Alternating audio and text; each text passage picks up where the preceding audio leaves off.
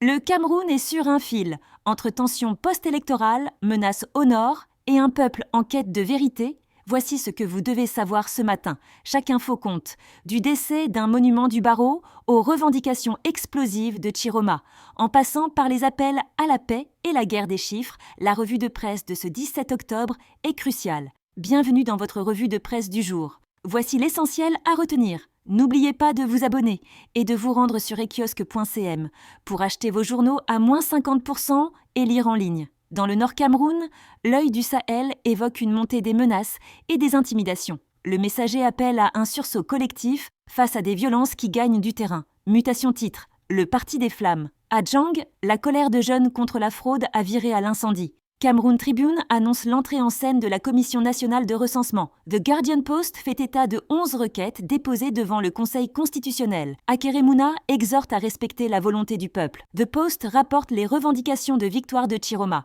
et les mises en garde musclées d'Atanganji. L'ancien bâtonnier Yondo Black est décédé. Tous les journaux lui rendent hommage. Un défenseur infatigable des droits humains et des libertés. Économie, alerte sur la croissance. Espoir dans la restructuration.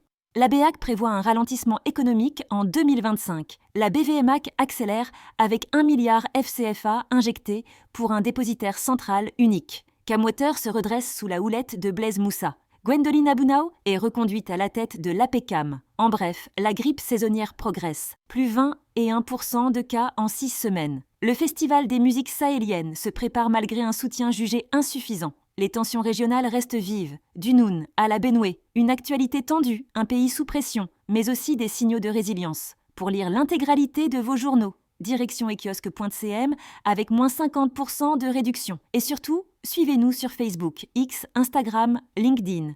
Pour ne rien manquer, on se retrouve demain matin pour une nouvelle revue de presse.